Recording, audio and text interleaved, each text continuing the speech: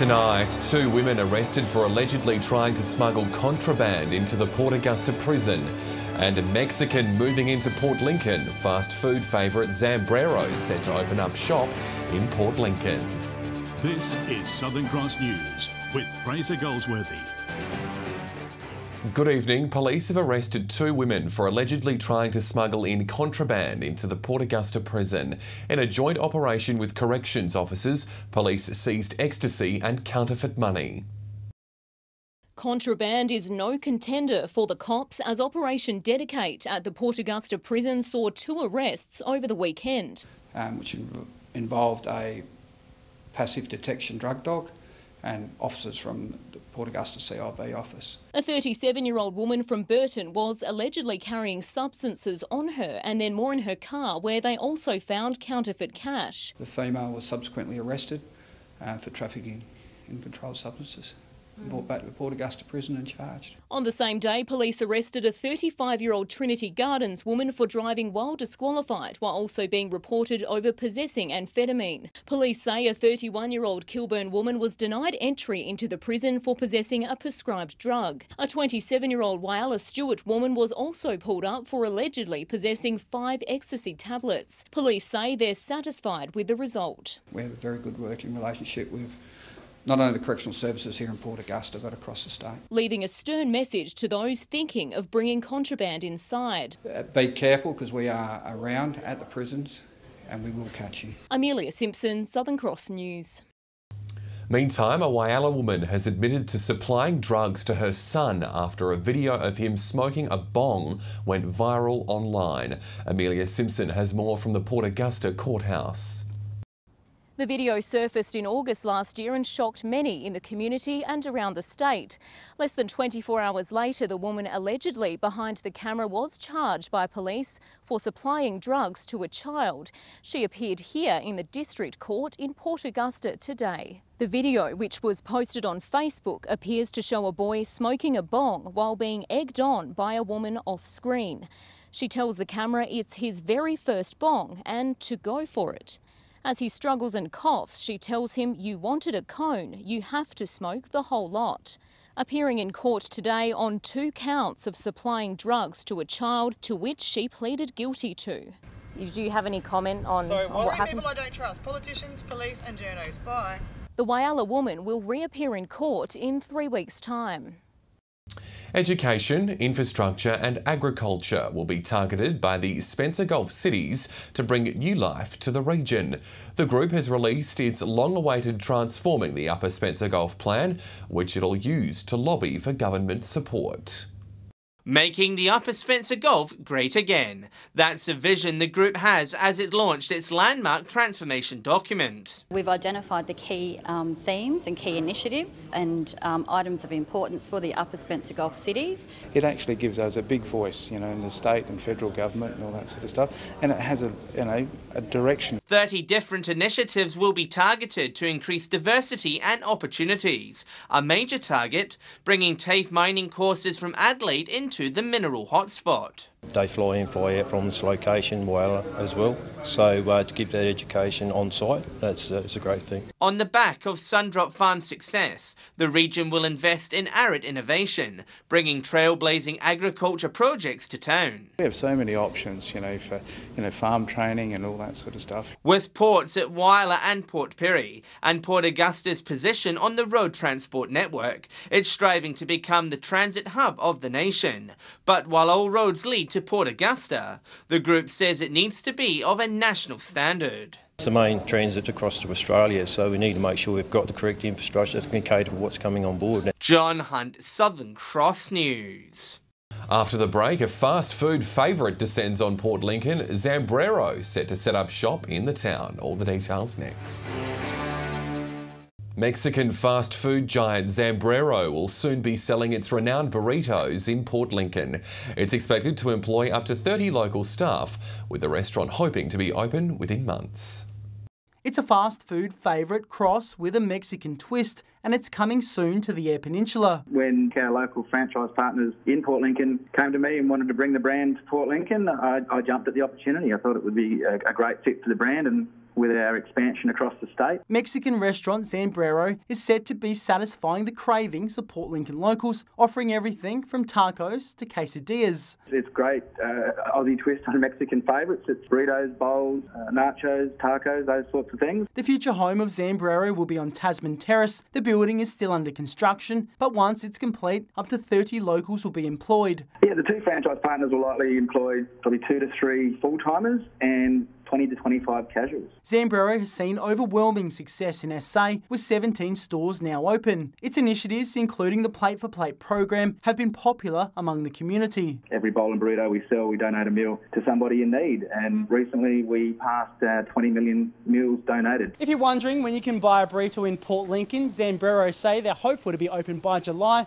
with an open day for the public here on Tasman Terrace. Opening days, we always get a line-up out the door, and social media usually goes crazy, and it's always positive. Jason Kemp, Southern Cross News. The Whyalla Track Cycling Carnival is back this weekend. 80 of the best juniors and senior riders from SA are set to compete, while the City Plaza will be transformed for a feature event. It was the calm before the storm last night, as Whyalla's best cyclists prepared to take on 80 of the state's best riders.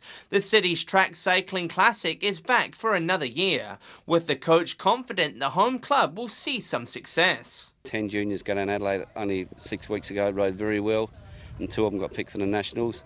So yeah, we've got good representatives of junior riders especially, and a lot of senior riders. It'll also mark the homecoming of local Lee Hoffman, who's just become a national record holder. Just won the junior under-19 Australian record for sprinting. A variety of races will take place, including the time-honoured Lynn Peters Memorial. But the feature of the night will be the Whyalla open wheel race, which will see each rider start from a handicap or from scratch. Markers from scratch marker, which is 0 handicap, right around to the track to try and even the race out for people. And to cap it all off, the club will hold the state junior criterium titles in the City Plaza on Sunday morning. Different events throughout the year. They have a road race, a time trial and a criterium, and Whyalla's been lucky enough to get the criterium this year. All the action gets underway at the Velodrome on Saturday afternoon. John Hunt, Southern Cross News. Broken Hill's future uni students could soon get a helping hand. The town's new Country University Centre is beginning to take shape, which is aimed at helping students with their studies without the need for travel. Although it looks small, the future site of the city's Country University Centre on Crystal Street will soon be providing a big help. It's looking fantastic in there. It's everything that we hoped it would be. Broken Hill is part of the rollout of Country University Centres across New South Wales, aimed at helping out regional students looking to undertake tertiary studies. So we want to make sure that they're aware that this support mechanism is available in Broken Hill, and make sure they're aware and understand exactly what the opportunity is and what it offers them. Many students have to make the move to Adelaide or Sydney for their studies, forcing a financial and emotional strain. RDA Far West says having the ability to be close to home and still be able to study is a win-win. So we've really tried to set it up as a dedicated study centre that really caters for and enables everybody to come along and study. So we've got quite a few different areas in there that really cater for different styles of learning and different personalities of people. The centre will act as a study hub, allowing local students access to a number of facilities. Fast internet to be one of many. They still enrol with their university, but we can support that process, and they can use our centre as a study centre to access high-speed broadband, face-to-face tutorials. The centre is expected to be complete by the end of the month. Patrick Reinke, Southern Cross News. Meantime, Regional Development Far West has welcomed 2 new members to its board today. Byron Hooker and Wayne Murray have joined the team, with Mr Hooker appointed as the new RDA Vice Chairman. The pair bring a wealth of experience with them. Both say they're looking forward to working on some new initiatives coming over the next 12 months. Coming up after the break, all the latest from the local sport, plus a popular festival on the Eyre Peninsula receives a cash injection from the state government. Broken Hill City Council says it's looking forward to taking the next step in upgrading Patton Street Park. The plan to upgrade the park in the city's south received financial backing last year. Council will start consulting with the Patton Village Group about park designs and the local school about new play equipment for the area. The aim is to transform Patton Street and the park into a village precinct. Eyre Peninsula's Salt Festival has received a welcome boost from the state government. The $25,000 grant will be used to expand the festival, including a major music event to cap off the event.